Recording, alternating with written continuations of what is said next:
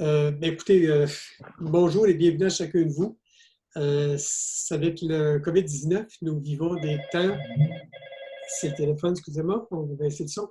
Nous vivons des temps exceptionnels, euh, disons difficiles pour le moins. Merci d'être là, surtout en contexte, bien évidemment. C'est un réel plaisir pour moi, au nom du RFA, de vous accueillir à cette table d'échange et de partage, et on va tous pouvoir y mettre ce qu'on peut y mettre avec la bonne volonté qu'on a. Profitons tous ensemble de l'heure qui vient, ou un petit peu moins, en tout cas, on verra pour le temps, pour nous pencher sur un sujet qui est et qui restera. On en a parlé un petit peu plus tôt avant le début de la rencontre, mais qui restera absolument d'actualité. Je dois mentionner aussi qu'à chaque année, le REFAD produit des études, des rapports de recherche ou des guides, et ces documents sont toujours inspirants, pertinents, voire nécessaires. Ils sont de qualité. Ce qu'on va voir aujourd'hui comme couverture du document qui a été mis en ligne il n'y a pas si longtemps que ça, et pas tout à fait dans ce sens-là. Tous les documents produits par le REFAD sont disponibles en ligne sur le site refad.ca. Pour ceux qui ne connaîtraient pas déjà ce qu'on y retrouve, faites le détour, ça vaut vraiment la peine. Tout est accessible en cliquant sur Publications et rapports de recherche à partir de la page d'accueil du RFAD, évidemment. Notre table d'échange d'aujourd'hui est un peu spéciale, vous le savez tous. On vit tous un quotidien qui est assez unique. Mais on a la chance de pouvoir échanger directement avec l'auteur principal du document « Gestion des établissements d'enseignement à l'ère de l'implantation du numérique ». Je vous mentionnais, ce document est d'ailleurs déjà déposé sur le site du REFAD. C'est Mme France Gravel qui a été chargée de sa conception et de sa réalisation. Elle est le maître d'œuvre de ce projet lancé en 2019. France est notre invitée d'aujourd'hui. Je vais vous la présenter dans un instant. Des éléments clés de ce rapport de recherche seront partagés ici, bien sûr. Nous pourrons ensuite discuter tous ensemble de cette réalité et comprendre ce qui se passe côté gestion dans nos milieux respectifs. Belle occasion pour se faire une tête, individuellement, collectivement, soit en contribuant, soit en venant ramasser de l'info. N'hésitez donc pas à poser des questions, à partager vos points de vue, vos expériences. Je vous invite à intervenir directement et activement. Profitons quand même, en dépit du contexte, de cette belle occasion pour discuter, échanger et apprendre. Nous avons tous à y gagner. Nous allons débuter par une présentation, et pour cette présentation, je l'ai mentionné, nous avons le grand bonheur d'accueillir cette table, Mme France Gravel, qui a été tout au cœur du projet, dont on va parler aujourd'hui. Ce thème que nous abordons concerne tous les établissements et avec ce que nous connaissons comme pandémie, la question de l'implantation du numérique et de sa gestion ne peut être plus d'actualité que celle-ci. J'ai une autre présentation pour Mme Gravel. Ça tient sur une page, vous allez voir, c'est une personne qui est extrêmement occupée. France Gravel est titulaire d'un doctorat en sciences sociales, spécialité éducation, de l'Université Paris-Est, d'une maîtrise en éducation et d'un diplôme d'études supérieures spécialisé de deuxième cycle en administration scolaire. Professeure au département d'éducation et de pédagogie de l'UQAM, elle a auparavant été professeure invitée en leadership, évaluation, programme et politique éducationnelle à la faculté d'éducation de l'Université d'Ottawa, ainsi que directrice du Centre de pédagogie universitaire de cette même université. Spécialiste en gestion de l'éducation et nouvelle gouvernance, elle s'intéresse également aux questions relatives à la gestion du numérique, à l'enseignement en ligne et hybride, à la gestion de l'enseignement supérieur, ainsi qu'au bien-être des membres de la direction d'établissement d'enseignement. France est très impliquée dans le monde de l'éducation. Elle est professeure associée à l'Institut des sciences, des technologies et des études avancées d'Haïti, chercheur associé au Centre de recherche interuniversitaire sur la formation et la profession enseignante, membre du groupe de recherche interrégional sur l'organisation du travail des directions d'établissements d'enseignement du Québec, membre du réseau de recherche sur le numérique de l'UQAM, membre du conseil d'administration de l'Association pour le développement de l'enseignement et de la recherche en administration de l'éducation, membre de l'Association francophone international de recherche scientifique en éducation, membre du comité de direction de la communauté pour l'innovation et la recherche sur les technologies dans l'enseignement et l'apprentissage, ainsi que membre du conseil d'administration du REFAD, comme s'il lui manquait des activités.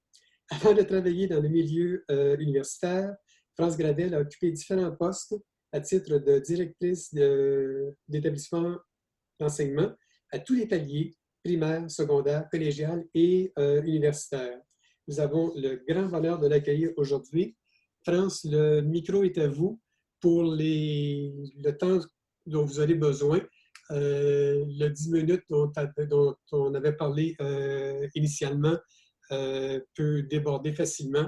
Vous avez une présentation qui va être à l'écran dans un instant. Je vous laisse la parole avec grand plaisir. Donc, premièrement, merci. Je remercie le REFAD de me donner la chance de pouvoir partager les résultats de la recherche pour laquelle ils m'ont mandaté. Donc, malheureusement, avec la pandémie que nous vivons actuellement, le sujet est d'actualité. Mais si on regarde le côté positif, c'est que ça va amener les gens à passer plus rapidement que prévu en ligne. Donc, aujourd'hui, je vais vraiment vous partager les résultats d'une recherche qui me tenait vraiment à cœur parce qu'avant, comme vous avez pu l'entendre, d'être professeur d'université, j'étais moi-même en direction d'établissement d'enseignement et comme vous le savez déjà, en tant que gestionnaire, nous avons la tâche de pouvoir piloter les transformations pédagogiques ainsi que les innovations. Ce n'est pas toujours facile parce qu'on a souvent à faire face à des gens qui soit ont peur ou encore sont susceptibles ou même juste de la résistance. Donc, si vous me permettez, je vais partager mon écran et pouvoir vous livrer le tout.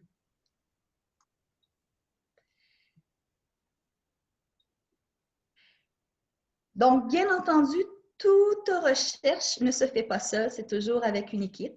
Alors, dans l'équipe, j'ai eu la chance de travailler avec Nathalie Frigon, qui est présentement doctorante en sciences de l'éducation et conseillère pédagogique à l'intégration des technologies, ainsi que Mme Julie Monette, qui est étudiante à la maîtrise en sciences de l'éducation et coordonnatrice au niveau du soutien pédagogique d'un collège. Donc, j'avais vraiment des praticiennes comme moi.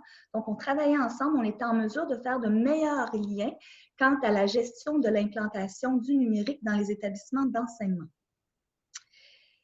J'aimerais remercier Patrimoine canadien car sans leur soutien ainsi que le soutien du REFAD, ça n'aurait pas pu être menée cette recherche-là.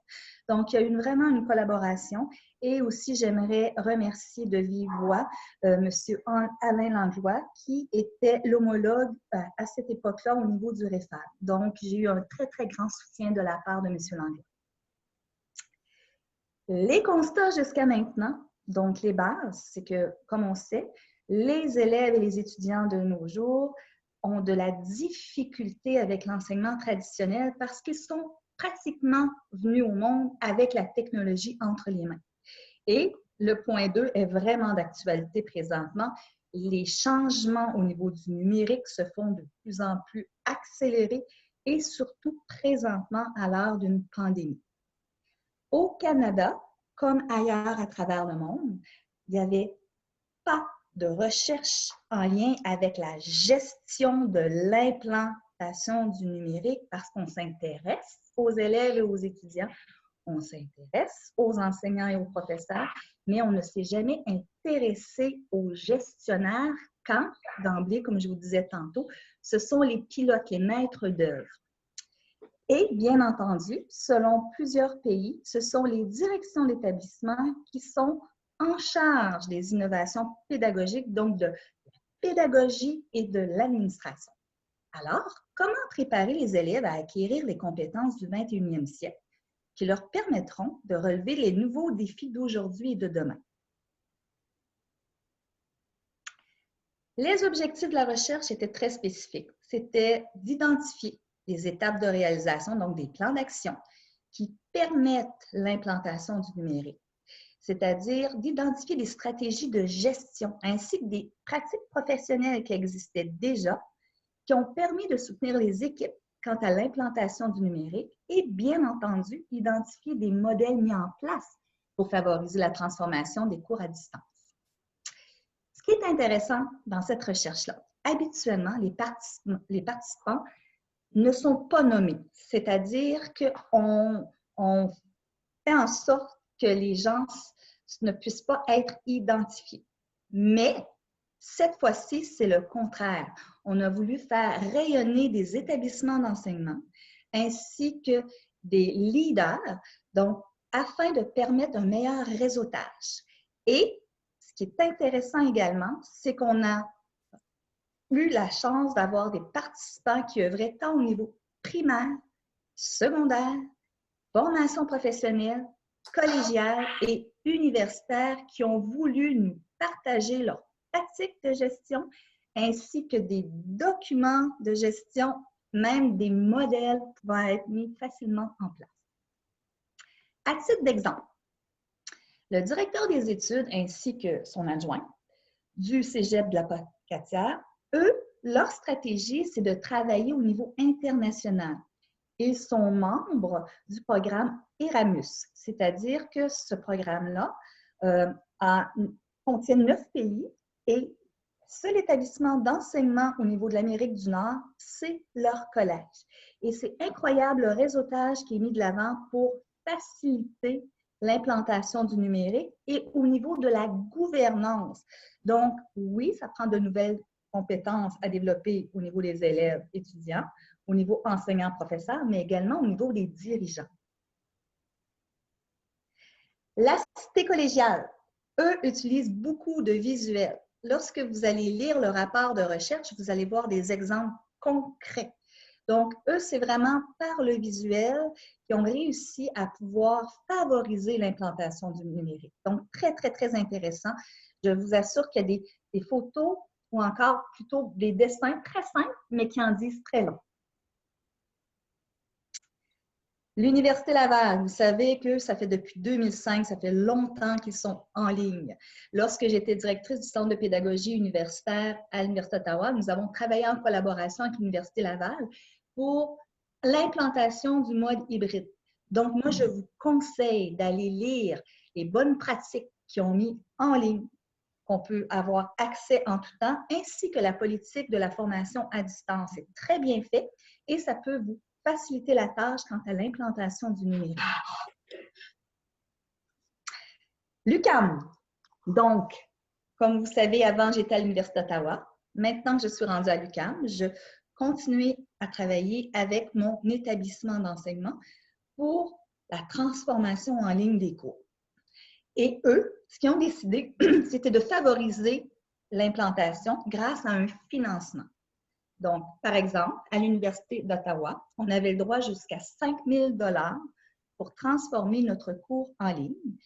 À l'Université du Québec à Montréal, ça peut aller jusqu'à 15 000 $. Bien entendu, il faut déposer un projet.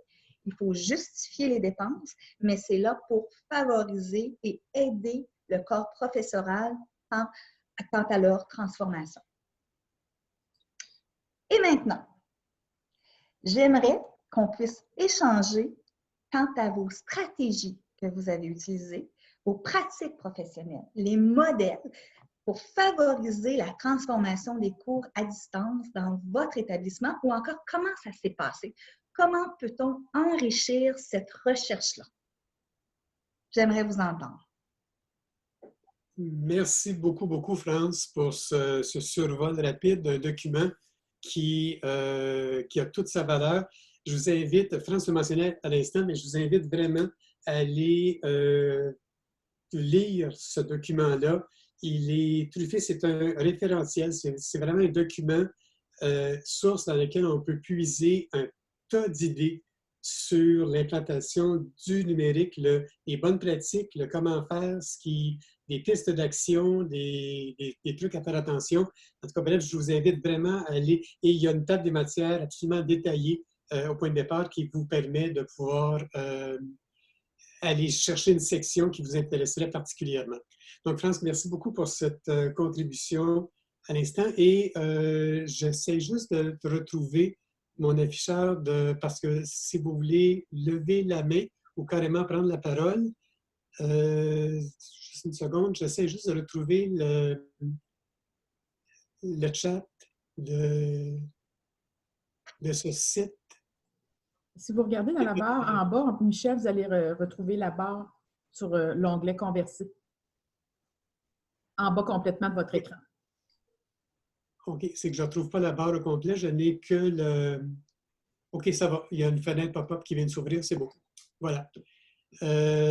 Donc, écoutez, qui brise la glace, qui permet, je sais qu'on a des gens de Éducation, du collège Boréal, de TÉLUQ, Cégep de Rimouski, en tout cas, bref, qui peut participer ou indiquer ce que ça éveille comme action qui a eu lieu dans leur milieu particulier.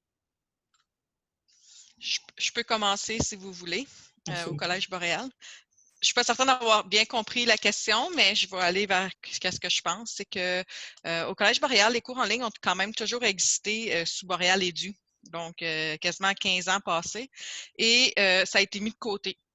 Et depuis quelques années, c'est en train de revenir. On sait, c'est de plus en plus populaire. Je fais partie de Ontario Learn en Ontario. C'est le regroupement des 24 collèges d'Ontario qui font des cours en ligne, qui se partagent des programmes et des cours en ligne. Donc, nous, on a comme fait un petit peu notre propre chose. Ça fait à peu près 5 ans qu'on offrait le programme Gestion des ressources humaines. Et c'était un de nos premiers programmes. Et moi, avant d'être gestionnaire, j'étais conceptrice pédagogique. Donc, nous, au Collège Boréal, c'est qu'on a une équipe sur le terrain. On a à peu près, maintenant, on avait jusqu'à une dizaine de concepteurs qui faisaient juste ça, des cours en ligne. Donc, on ne fait pas affaire avec une firme externe pour créer nos cours en ligne. On a une direction du CLIP qu'on appelle le Centre de leadership et d'innovation pédagogique. C'est Mme Liane Romain. Et on commençait à faire de plus en plus de programmes. Et là, c'est là que la gestionnaire a été embauchée. J'ai commencé mon poste en août 2018. Comme je l'ai dit tantôt, c'est que moi, je m'occupe de... Je travaille en collaboration avec ce département-là. Donc, eux autres, ils créent les cours, les programmes, et moi, je m'occupe de la livraison.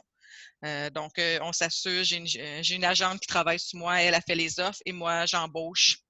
Je m'occupe que les professeurs sont bien formés. On leur donne une dizaine d'heures de formation avant qu'ils commencent à enseigner. Donc, on les prépare. On a une section qui c'est comment utiliser Brightspace. Ensuite, on leur fait faire une formation comment apprendre à lire le cours dans Brightspace, c'est comment s'approprier le contenu. Et nous, qu'est-ce qui nous démarque, c'est que tous nos programmes en ligne ont des séances Zoom, un peu comme qu'on fait là. Donc, moi, je suis familière avec ça. C'est, oui, sur la plateforme Brightspace, ils ont des activités à faire, mais on trouvait que ce n'était pas assez. Donc, nous, pour assurer la rétention de nos étudiants, c'est qu'une fois par semaine ou à toutes les 2 semaines, ils doivent se brancher et c'est toujours en soirée et ils ont accès à leur professeur. Donc, ça dure environ 2 heures, entre 1 heure à 2 heures à toutes les semaines ou aux 2 semaines, tout dépendamment de nos programmes. Et à cause de ça, peut-être qu'on perd 2-3 étudiants par programme par année versus avant, le décrochage était beaucoup plus élevé. Ça crée un sentiment d'appartenance. Ça règle les problèmes de courriel parce que les étudiants passaient leur temps à envoyer des courriels à leurs professeurs. Maintenant, ils savent qu'ils le voient régulièrement. Donc, ça, c'est un bon atout. On est rendu à 10 programmes offerts en ligne. Donc, ce n'est pas tous les programmes, malheureusement, qui sont livrés. On a du chemin à faire pour faire connaître nos programmes, mais on a des programmes en petite enfance, en affaires fonctionne bien, en administration de bureau, gestion des ressources humaines. Ça, ce programme-là a commencé avec juste des employés du Collège Boréal qui prenaient les cours. Et finalement, on a 25 étudiants première année dans ce programme-là cette année. Donc, ça prend du temps, c'est de la patience. On a lancé des programmes qui ont plus ou moins fonctionné, OK, mais on a des programmes qui fonctionnent très, très bien. Donc, on apprend de nos erreurs. Et cette année, ça va être ma première cohorte qui vont graduer après leur programme de 2 ans. Donc, on apprend tous les jours. Et là, malheureusement, la remise de diplôme, je ne pense pas qu'elle va avoir lieu cette année. Malheureusement, mais et moi, les étudiants sont partout en Ontario. J'ai des étudiants aussi, quelques étudiantes dans le programme en administration de la petite enfance au Manitoba. Et là, notre prochaine étape, c'est on veut aller courtiser au Canada. Donc, on a déjà fait des liens avec Éducation, on fait des liens avec le Collège La Cité. On sait qu'il y a une grosse pénurie en petite enfance partout au Canada, donc là, on se sert de ce contexte-là pour former la main-d'œuvre en petite enfance. Donc, est-ce que tu avais des questions, France, que tu aimerais que je discute plus précisément? Non, au contraire, je trouve ça. Moi, je suis une pro vendue en ligne. Oh, nous aussi. J'y crois, et je trouve ça super que automatiquement, vous offrez de l'accompagnement et de la formation. Oh, oui. Bravo. Obligatoire. Et cette année, dans mes objectifs, c'est que j'ai créé un guide pour le professeur à temps partiel. Et la manière que je l'ai faite, ma première partie, c'est oui, le blabla, la paix, l'assiduité. Mais l'autre partie, c'est que j'ai fait chaque année, je rencontre tous mes profs à temps partiel par programme. Et là, on fait nos bons coups, nos mauvais coups. Et moi, j'ai créé un document avec voici ce que tu devrais faire avant ta première séance de cours, ce que tu devrais faire pendant, ce que tu devrais faire tout au long de ton cours. Et c'est toutes des actions précises que les profs font pour la gestion. Oh, super! Et on a créé aussi un document cette année pour les étudiants en ligne. Donc, qu'est-ce que je devrais faire avant mon cours? Qu'est-ce que je devrais faire pendant la première semaine? Leur responsabilité de commander les manuels et juste la carte étudiante aussi. C'est des étudiants en ligne, fait qu'on a tendance à les oublier. Puis il ne faut pas les oublier, ces étudiants-là. Donc, on a créé des outils pour dire, oui, tu es à temps plein en ligne, mais tu as aussi accès à ta carte étudiante. Donc, voici comment faire. Tu as accès à des services aux étudiants. Donc, si tu as des questions par rapport à ça, voici la coordonnée de la personne à communiquer. Donc, on est dans notre 2e année d'existence, Boréal en ligne. Donc, on est en train de développer tous les outils pour les étudiants et les profs à temps partiel. Très, très, très intéressant comme approche. Ça crée de la présence à distance à travers les technologies, mais les facteurs humains semblent être à l'avant-plan des préoccupations. Oui. La communication est là et c'est probablement le rôle des technos de rapprocher du monde, mais en tenant compte qu'il y a des humains un peu partout devant des écrans ou devant différents appareils. Je trouve ça très inspirant comme façon de faire et c'est probablement, vous êtes dans l'action et vous prenez en compte les plans sur lesquels on peut agir pour offrir du soutien. Le avant, pendant puis après, je trouve ça intéressant parce que ça implique les personnes concernées. Oui, puis là, on va avoir nos premiers gradués, puis moi, je suis en contact beaucoup avec les 2e années. Puis quand il y a un souci, ça m'envoie des courriels, on fait des suivis, on fait des Zooms, parce qu'on a beaucoup de problèmes avec même juste le plagiat, c'est incroyable. Donc, on rencontre ces étudiants-là, on fait des séances Zoom, on leur explique. Donc, on fait beaucoup pas juste du 1 à 1, mais quand il faut le faire, on le fait. Là. On est chanceux, on est encore petit. Éventuellement, lorsque ça va prendre plus d'ampleur, on ne pourra plus faire autant ces choses-là. Donc, c'est pour ça qu'on développe des outils pour aider autant le prof que l'étudiant. Mais c'était mentionné aussi, on a beau être petit, la technologie décloisonne les frontières. Là. La langue vient rassembler bien des gens qu'on peut rejoindre dans différents pays, mais les frontières n'existent plus vraiment. Qu'on soit n'importe où dans le monde, en ayant une offre de qualité qui répond à des besoins, la distance n'a plus vraiment d'importance à ce moment-là. Merci beaucoup, belle contribution. France avait le doigt levé. Je pense que ça mériterait, Mme Ouellette, que ce soit partagé, vos outils. C'est ça que je devais faire au REFAD au mois de mai. Oui, mais je sais, parce que... Mais en attendant, voyez-vous, on a le privilège d'avoir le nouveau coordonnateur, M. Grégoire, avec nous. Donc, peut-être que vous pourriez communiquer avec M. Grégoire, voir, parce qu'il y a toujours, vous vous souvenez, on a tout le temps un petit courriel avec les nouveautés qui nous est acheminé par le REFAD, mais peut-être qu'il y aurait une possibilité qu'il y ait un lien qui soit mis là-dessus, parce que ça vaut la peine de partager pour pas que chacun d'entre nous recommence tout ça dans son établissement, et surtout en temps de crise pandémique, qu'est-ce qu'on vit présentement. Donc, ça pourrait vraiment faciliter la tâche des gestionnaires. Oui, puis Wow. Qu'est-ce qui était bien aussi, c'est que nous autres, avec la crise qui est arrivée, c'est que tous nos cours le collège a pris une semaine de congé pour que les profs puissent s'organiser. Et là, pendant une semaine, on a formé tous les profs à temps partiel qui enseignent en face à face. Et depuis lundi, ils enseignent tous leurs cours en ligne. Donc, grâce à ce qu'on avait déjà fait pour Montréal en ligne, on a pu outiller beaucoup plus facilement nos profs. Mais nous, c'est la même chose à l'UQAM. Nous, depuis la semaine dernière, c'est vitesse maximum. Oui. Donc, tout est là, tout est en place, comme vous, accompagnement, formation. Tout est vraiment là pour faciliter la tâche et rassurer surtout. Oui, absolument. C'est ce qu'on fait. Quelqu'un d'autre qui aimerait, merci pour la suggestion, Franck, je pourrais communiquer avec Alain Ouellet à ce sujet de Robert Grégoire qui est en ligne présentement. Bonjour, M. Grégoire, heureux que vous y soyez aussi.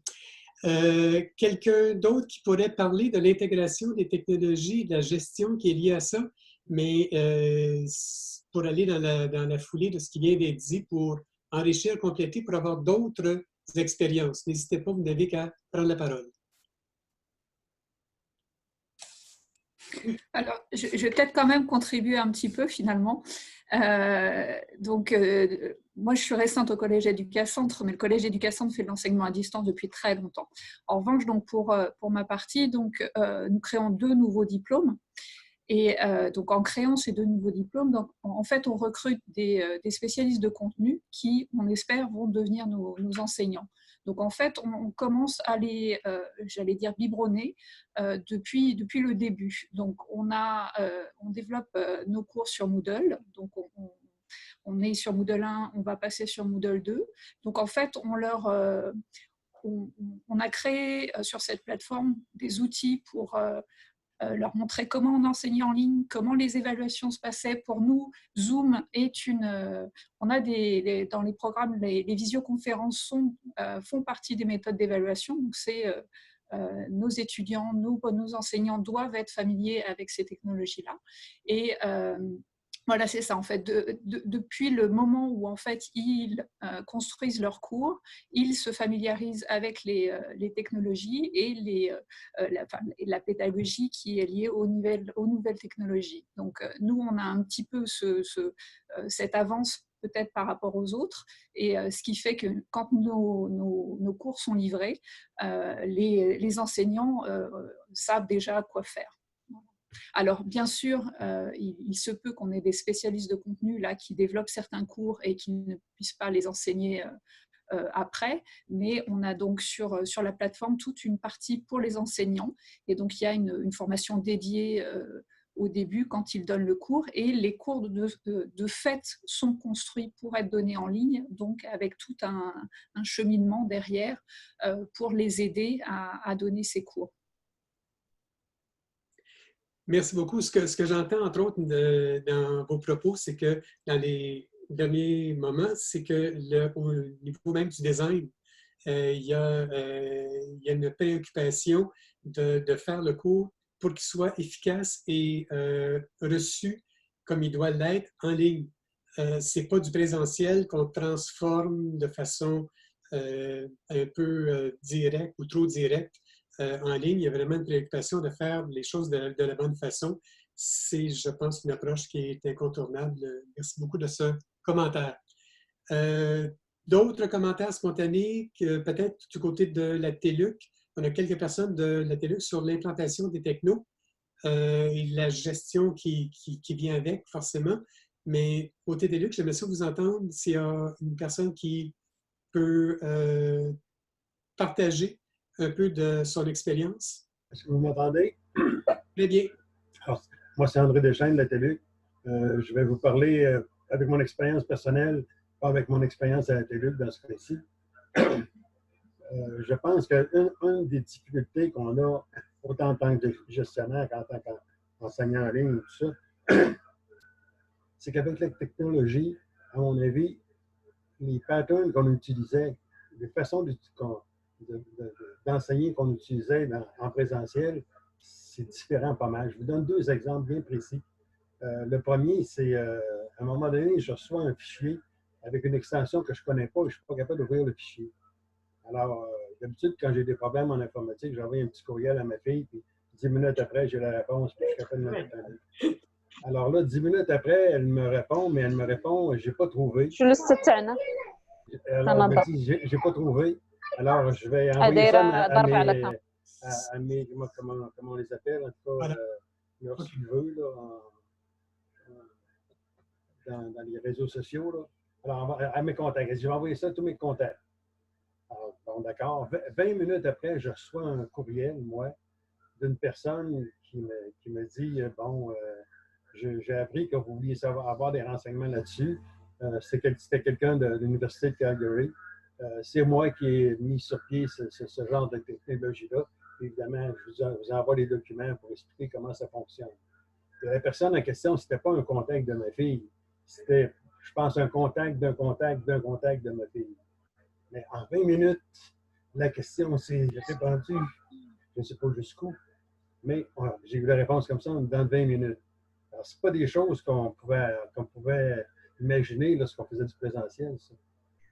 Un autre exemple encore plus curieux, à mon avis, c'est mon épouse, cette fois-ci, qui suit un cours de tricot chez les fermières. Et à un moment donné, une des élèves demande au professeur qu'est-ce que c'est qu'une maille circulaire. La professeure lui répond, je ne sais pas trop ce que c'est qu'une maille circulaire. Moi, je connais juste, je ne sais pas trop quoi. En tout cas, il y a un autre terme circulaire là, en tricot. Et puis, mais pendant ce temps-là, Louise écrit sur son téléphone cellulaire, maille circulaire. Et 3 minutes après, mais toute la tasse est en train de regarder la vidéo qui montre comment faire une maille circulaire, puis qu'est-ce que c'est qu'une maille circulaire. C'est des choses qu'on ne pouvait même pas imaginer avant. Si quelqu'un avait posé une question auquel je ne pouvais pas répondre en classe, moi, c'est très clair. J'aurais dit, attends, je vais regarder, puis je vais te revenir avec ça la semaine prochaine ou demain, et ainsi de suite. Tandis que là, 2 minutes après, tout le monde avait toute l'explication nécessaire. Alors, c'est toutes des façons qui peuvent arriver avec les outils qu'on a maintenant, mais qui est absolument impensable en présentiel. Et il va falloir que surtout que et nos gestionnaires et nos enseignants commencent à voir un petit peu que c'est différent. Et donc, qu'on ne transpose pas de façon directe les façons de faire qu'on avait auparavant. France, vous voulez réagir? Oui, j'aimerais réagir positivement. Imaginez-vous donc que malheureusement, la situation qu'on vit fait en sorte que le positif de ça, c'est que dorénavant, plus personne sur la planète va pouvoir trouver des arguments pour dire qu'on ne peut pas faire de télétravail ou qu'on ne peut pas enseigner en ligne. On ne pourra plus jamais retourner en arrière. Jamais. La planète vient de changer au complet. C'est vrai. C'est vrai. La collaboration, faire ensemble, partager, établir des réseaux formels et informels et spontanés. Je pense qu'il y a une voie d'avenir incontournable là-dessus présentement. France, oui? Oui, comme je vous partageais tantôt, Michel ainsi que Mylène, hier, j'ai lu quelque chose que j'ai fait vraiment un wow. Imaginez-vous donc que les associations de direction d'établissements d'enseignement publics et privés ont uni leurs forces et ont écrit au premier ministre et au ministre de l'Éducation qu'ils veulent collaborer ensemble pour poursuivre la formation en ligne pour primaire et secondaire. Ils veulent travailler ensemble, c'est du jamais vu. Wow!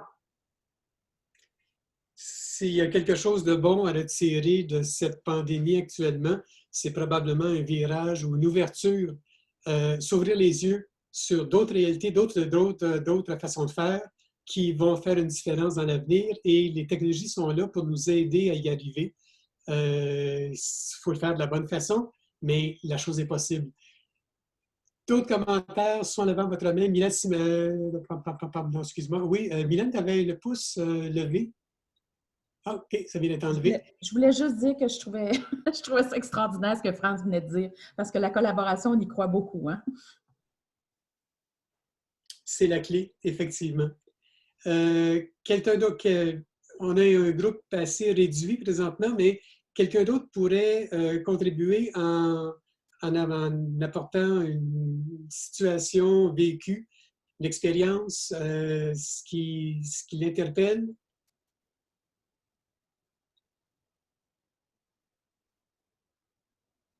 Il n'y a pas de gêne à y avoir. On est un petit groupe et le REFAD est là pour contribuer à partager en réseau. Cette table d'aujourd'hui permet un échange qui jusqu'à maintenant a été absolument riche. Mais oui, effectivement, on a un nombre limité de participants. Je peux me permettre un commentaire, Monsieur Richer. Oui, C'est absolument. Robert Grégoire. Je me présente, hein, je remplace Alain Langlois pour Bonjour. l'intérim du REFAD pour les 3 prochains mois. Ça me fait vraiment plaisir d'être ici. Je voulais juste vous partager un petit peu la situation qu'on vit au Nouveau-Brunswick, qui est un peu paradoxale, puis qui fait véritablement voir, en lien avec le titre de la présentation aujourd'hui, que les utilisateurs sont vraiment en avance sur les institutions et les institutions sont vraiment en avance sur les ministères et les gouvernements. Je pense que les derniers bastions de l'adaptation sont peut-être même dans les institutions universitaires qui forment les prochains enseignements. Les enseignants, si je me fie sur certaines universités que j'ai vues. Puis j'explique ce que j'essaie de dire avec ça, c'est que moi, mon rôle avant ça, j'étais agent pédagogique provincial responsable des technologies éducatives au ministère de l'Éducation. Puis quand on a eu un gouvernement conservateur, on a eu des coupures, puis mon poste n'a pas été renouvelé. Alors, on n'a plus de technologie, mais avant moi, les gens qui connaissent le Nouveau-Brunswick se souviendront d'avoir vu des gens cool, puis beaucoup de gens qui étaient responsables d'essayer de faire avancer les technologies. Ben, 20 ans après l'arrivée du nouveau siècle, on n'en est toujours pas là. Alors, je trouve ça intéressant de voir que nos barrières, parce que là, on parle de formation en ligne, mais avant qu'on... Puis, à ce titre-là, je trouve que la distance entre le cours en ligne comme tel et l'utilisation des technologies se rétrécit de plus en plus. Hein. Avant ça, quand moi je travaillais à l'Université de Moncton pour créer des cours en ligne, on pouvait charger 60 000 $ pour faire un cours. Maintenant, on est content si on est capable d'avoir 20 000 $ pour créer un cours parce qu'il y en a de moins en moins, parce que tout le monde peut se publier, tout le monde peut publier un cours de plus en plus facilement. Mais les derniers à s'adapter là-dedans, c'est vraiment peut-être les ministères, peut-être les universités qui doivent changer la formation des enseignants, des éducateurs. Donc, on avait vraiment identifié là, quatre grands créneaux qui avaient besoin d'être, sur lesquels on devait agir. Là. Dans un premier temps, le créneau des politiques, c'est-à-dire les politiques, les règles, les dispositions qu'on prend pour se doter des technologies. Consentir les budgets et les façons de faire. Un autre créneau qui était vraiment le créneau des équipements où ça achoppe vraiment. On parle de bandes passantes, on parle d'ordinateurs dans les salles de classe. Ensuite de ça, il y a tout le créneau des contenus en ligne qui, là, vraiment se rapproche de ce qui touche le REFAD. Mais créer ces contenus-là de qualité, on se rend compte que ça a ça aussi beaucoup changé. Avant ça, quand on faisait un cours en ligne, on se dépêchait de mettre le livre en ligne. Maintenant, on est beaucoup mieux de mettre la question en ligne puis laisser les gens trouver les réponses parce que finalement, c'est beaucoup plus l'esprit critique puis les compétences qu'on cherche à développer. Puis le dernier créneau que je trouve qui continue d'achopper, si je regarde la situation de tous nos enseignants au Nouveau-Brunswick, puis au départ, on a tendance à se trouver en retard. On regarde notre province, puis ou notre en région ou notre école, on dit hey, qu'on traîne de la patte, qu'on aimerait ça que ça aille plus vite. Mais quand on regarde ce qui se passe à l'ensemble du pays, on se rend compte que tout le monde vit les mêmes difficultés puis les mêmes défis. Puis c'est ça qui est vraiment, vraiment intéressant. Alors, ce dernier créneau-là, c'est celui de la formation des enseignants, du développement professionnel, puis de mettre dans leurs mains ces outils-là pour être capable de se sentir à l'aise, puis parce que effectivement, on parle entre nous autres, puis on regarde des ateliers, puis il y en a des contenus, il y en a des plateformes gratuites, il y a toutes sortes de trucs, puis ça devient de plus en plus, pas impressionnant, mais finalement stressant que de se lancer dans les technologies. Donc, nos enseignants, surtout ceux qui sont là depuis quelques années, on a vraiment besoin de les accompagner. Donc tout ça fait ensemble qu'on a une situation que tu as des gens qui vont de l'avant, puis des institutions qui vont de l'avant, puis qui forment des cours. Je pense à l'Université Laval, qui sont là depuis longtemps, la télé qui fait ça. Puis il y en a beaucoup au Canada, mais pour tous ceux-là, il y en a beaucoup plus qui se demandent encore comment est-ce qu'on va faire ça. Donc, moi, c'est un peu ça là, en termes de gestion. Je voulais amener cette idée-là là, qu'on a plusieurs, parties prenantes là-dedans qui ne se parlent pas nécessairement toujours. Là. C'est tout à fait vrai. France, tu avais une réaction. Pour votre gouverne, le ministère de l'Éducation du Québec m'a mandaté, ça devait être officiellement partagé jeudi passé lors du webinaire qui s'adressait aux gestionnaires. Je viens de terminer une recherche et le ministère de l'Éducation du Québec était préoccupé et voulait accompagner toutes les directions d'établissements d'enseignement quant à l'implantation du numérique. Donc, voyez-vous, c'est la priorité. Donc, le rapport est fait, tout devait devenir disponible dès la semaine passée, avec vraiment des plans d'action, des stratégies pour aider. Donc là, compte tenu de la situation, c'est retardé, mais c'était une préoccupation importante pour le ministère de l'Éducation du Québec. C'est la première fois qu'on s'intéresse à la fonction de direction quant à un changement là, pédagogique aussi grand. Donc ça, moi, j'ai fait un gros wow, wow, wow encore de voir qu'en tant qu'ancienne direction d'établissement, j'aurais aimé avoir souvent plus d'appui lors de d'autres pilotages de changement, mais là, ça a été une préoccupation très importante pour le ministère. C'est intéressant à entendre beaucoup parce qu'on parle souvent de soutien, l'apprentissage de soutien pour les apprenants, mais le soutien et l'accompagnement de ceux qui sont sur la ligne de front, des gestionnaires aussi, de tous les décideurs impliqués, ça prend un fil d'Ariane entre tout ça pour qu'il y ait une continuité, une fluidité, une façon de se diriger vers le même point. Et par la communication et l'exemple que vous venez d'apporter, France, m'apparaît très porteur de succès.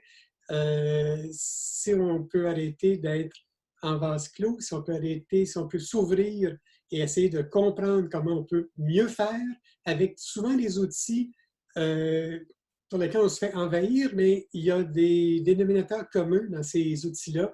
Et si on peut les utiliser à bon escient en tenant compte des facteurs humains en cause, pour tous les acteurs impliqués, le plus important, l'apprenant peut-être, mais pour qu'on se rende là, il faut que tous les autres paliers décisionnels de production, technopédagogique, il faut que tout le monde soit aligné dans une même zone, disons. Il peut y avoir des variantes dans cette zone-là, mais il faut qu'il y ait une zone commune de compréhension pour qu'on puisse ramener dans la même direction. Et de plus en plus, je pense, ça va se faire forcé par des événements comme les événements tristes qu'on connaît présentement. D'autres commentaires, il nous resterait 10-15 minutes facilement, mais avec le groupe qu'on a, je voudrais juste m'assurer que tout le monde ait la chance, juste en levant la main ou prenant carrément le micro pour pouvoir contribuer. Et on a de très beaux échanges jusqu'à maintenant. Ce serait hyper intéressant que ça puisse se poursuivre encore jusqu'à la fin du temps dont on dispose. Donc, je vous écoute. Mylène, tu avais le pouce levé encore? Oui, en fait, c'est parce que je me rends compte que je ne suis pas capable de laver la main parce que c'est moi l'hôte de la rencontre actuellement. Mais oui, je voulais juste faire du pouce sur ce que France a dit. C'est intéressant de savoir ça parce qu'on est arrivé avec le même constat, nous aussi. Vers la fin de l'automne, on s'est rendu compte qu'on travaille beaucoup à Fadio.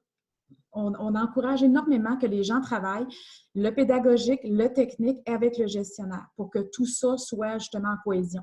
Et on s'est rendu compte que les gestionnaires, comme il y a un mouvement de personnel, il y a un taux de rétention quand même en tout cas, disons que ce n'est pas toujours les mêmes personnes qui sont là, qui sont en poste, et ça fait en sorte que souvent, c'est de nouvelles personnes qui ne maîtrisent pas le sujet, qui connaissent très peu la formation à distance.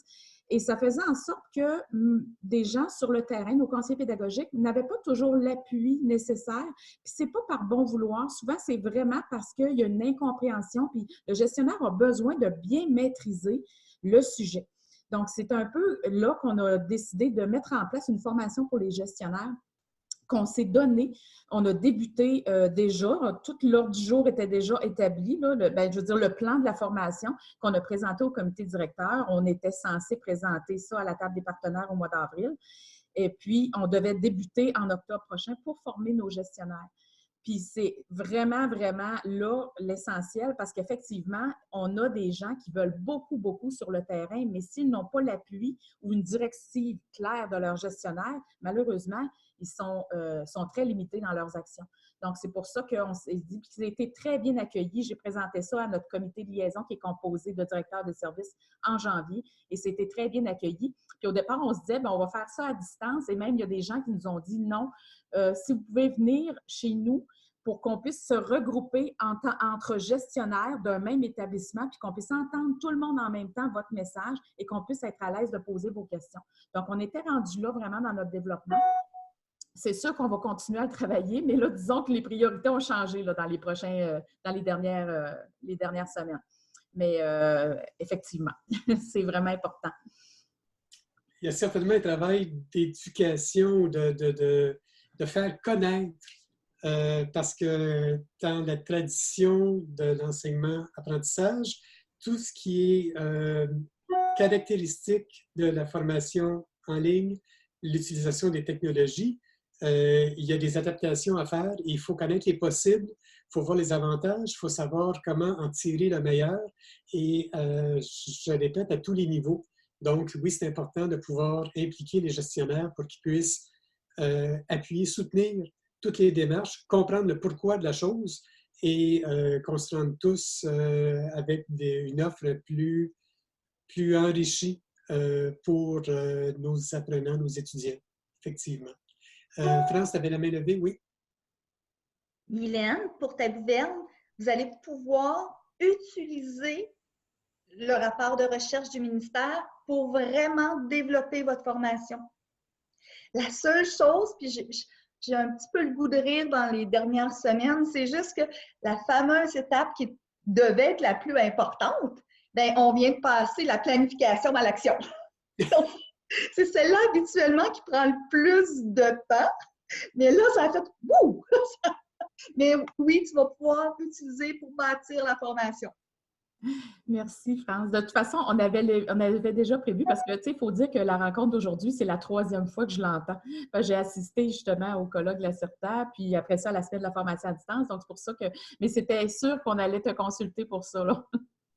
Ça va me faire plaisir de travailler avec vous parce qu'effectivement, ce que j'ai apprécié du ministère, c'est qu'ils sont venus directement me chercher. Le pourquoi, c'est qu'ils voulaient avoir une praticienne qui travaille avec la théorie, mais qui comprend la réalité d'une direction d'établissement parce que je l'ai vécu à différents niveaux. Donc, pour vraiment offrir un résultat qui parle aux directions et non pas juste un rapport qu'on va déposer sur la tablette et qu'on va lire lorsqu'on va avoir le temps. Si je peux ajouter, France, sans tomber dans la flatterie indue, au-delà de ces démarches-là, lorsque c'est fait avec passion, ce que je vois là, ça donne une dimension encore plus grande au geste. En tout cas, bravo pour l'implication. Dernière chance, à peu de choses près, de faire une intervention. Je ne voudrais surtout pas empêcher qui que ce soit de pouvoir partager une expérience, une anecdote, un vécu sur l'intégration des technos. S'il vous plaît, la plage est ouverte pour qu'on puisse encore échanger. Est-ce qu'il y a quelqu'un qui a partagé qui ne l'aurait pas fait encore?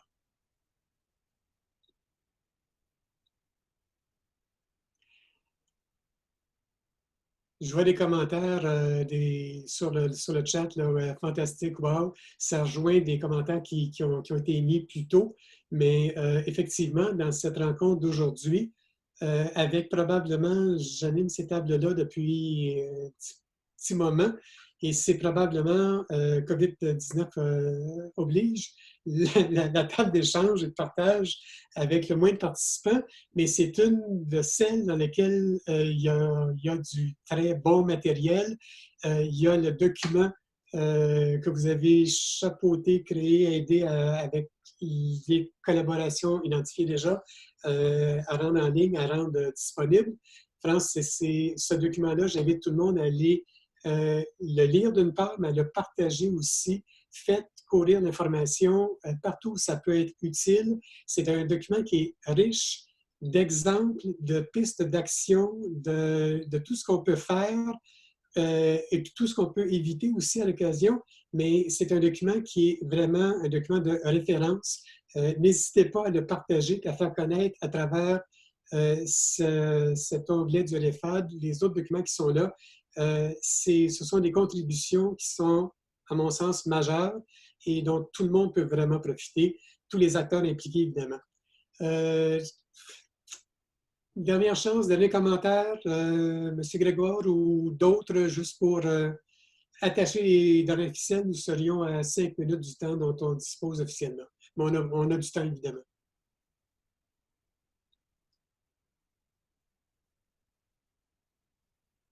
Pas d'autres commentaires? Écoutez, je voudrais vous remercier dans ce contexte absolument unique, inédit, sans vraiment de précédent, avec toutes les difficultés qu'on a tous à vivre personnellement ou dans les gens qui nous sont chers. Je vous remercie infiniment au nom du REFAD d'avoir participé aujourd'hui. Ça a été une table qui est riche. L'enregistrement va demeurer disponible et accessible. Je voudrais remercier aussi Patrimoine Canada d'avoir rendu possible différents financements du côté du REFAD, du côté des documents produits, mais également pour cette table d'aujourd'hui. France, je serais tenté de vous laisser le mot de la fin. Vous êtes la grande responsable du succès de ce qu'on a vécu aujourd'hui dans ce contexte absolument unique. Je voudrais vous laisser le mot de la fin pour juste clore cette rencontre qui a été, ma foi, une fort belle rencontre. Donc, encore une fois, merci de m'avoir invité. C'est fort apprécié. Et pour l'avenir, je crois qu'en tant que gestionnaire, nous allons avoir à développer notre compétence pédago-numérique. Donc, bonne journée à tous. Merci infiniment à tous et retenez le mot pédago-numérique. Les deux associés ensemble, ça fait des miracles. Très belle fin de journée. Prenez soin de vous, de vos proches et au plaisir de vous revoir peut-être sur un autre écran. Merci beaucoup. Merci. Merci. Au revoir.